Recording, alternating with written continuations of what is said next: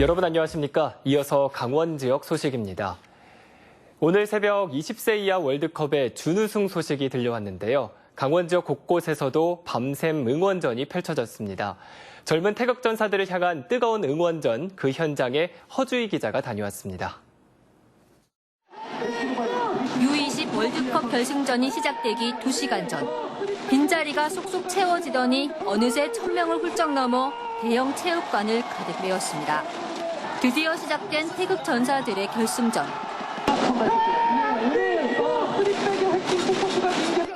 이강인이 페널티킥으로 선제골을 넣는 순간 춘천에서도 강릉에서도 정선에서도 도내 곳곳에서 기쁨의 환호성이 터져나옵니다. 강원FC 소속 골키퍼 이광현이 우크라이나의 위협적인 프리킥을 막아내자 응원 함성이 크게 울려 퍼집니다. 하지만 전반 33분 우크라이나의 동점골을 허용하면서 경기는 다시 원점.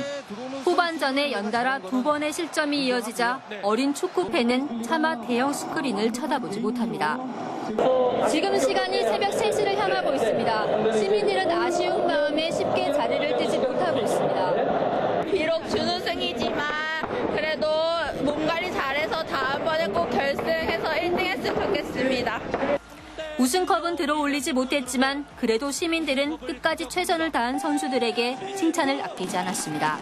2년 동안 열심히 달려온 우리 선수들 너무 존경스럽고 제가 대한민국 국민이라는 것에 자부심을 느끼게 해주셔서 정말 감사합니다.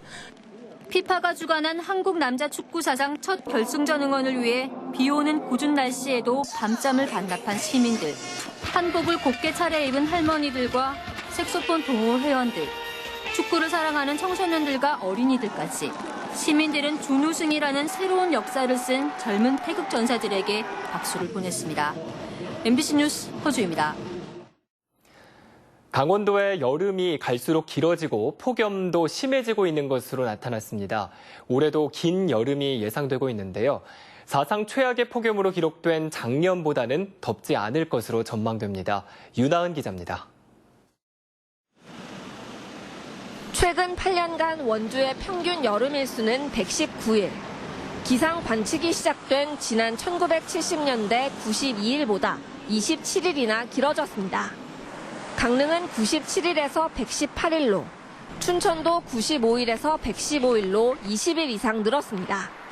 하루 평균 기온이 20도 이상 올라간 뒤 다시 떨어지지 않는 첫날을 여름철 시작으로 보는데 5월 하순부터 덥기 시작해 9월 중순까지 더위가 이어지는 양상입니다.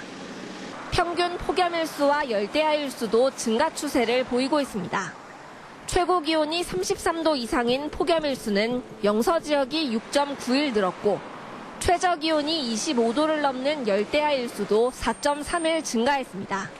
지역별로는 홍천, 영월, 원주 순으로 폭염이 길었고 열대야는 강릉, 원주, 속초 순으로 자주 나타났습니다. 올해도 첫 폭염주의보가 평년보다 13일이나 빠른 지난달 24일에 내려지면서 긴 여름을 예고하고 있습니다.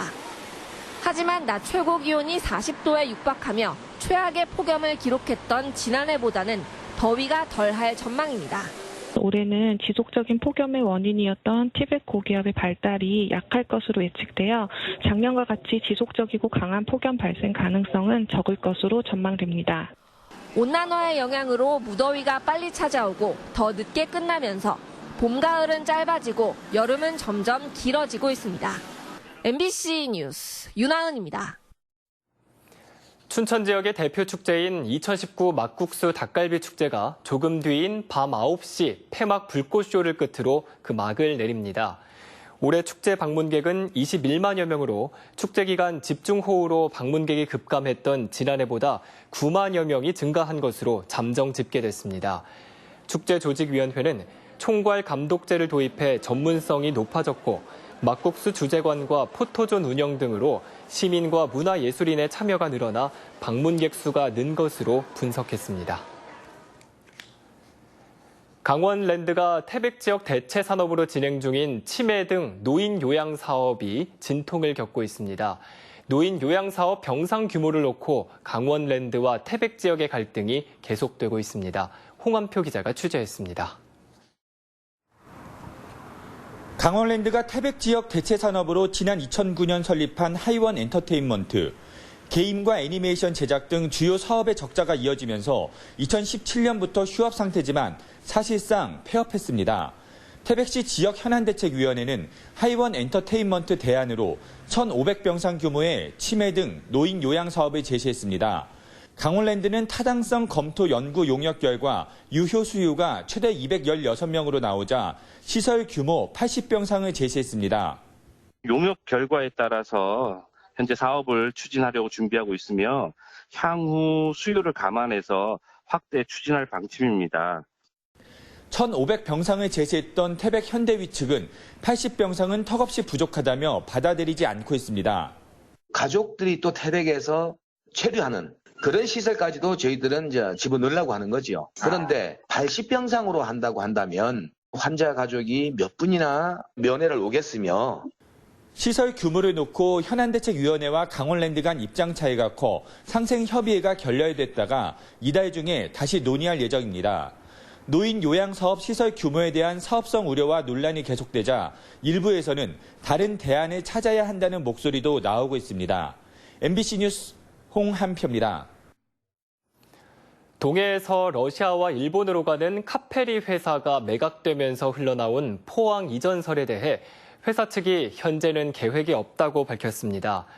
DBS 크루즈 페리 관계자는 포항의 해운업계 인사가 회사를 인수하고 선박 임차 기간을 2년으로 계약하면서 2년 뒤에는 포항으로 이전할 것이라는 추측이 나오고 있지만 새 경영자가 이전 계획을 언급한 적은 없다고 말했습니다. 이 관계자는 또 2, 3년 용선 계약은 해운업계에서 흔한 일이라고 덧붙였습니다. 아프리카 돼지열병 가상 방역 훈련이 내일 양구군 농업기술센터에서 열립니다. 강원도가 주관하는 이번 현장 훈련은 특별 관리 지역으로 지정된 평화지역 5개 시군을 포함해 동물위생시험소 등 관계기관 합동훈련으로 상황 단계별로 기관의 역할을 확인하는 것이 목적입니다. 강원도는 원래 연말쯤 훈련을 실시했지만 북한에서 돼지열병이 발생해 접경지역 전파 위험성이 높아져 훈련 시기를 앞당겼다고 밝혔습니다.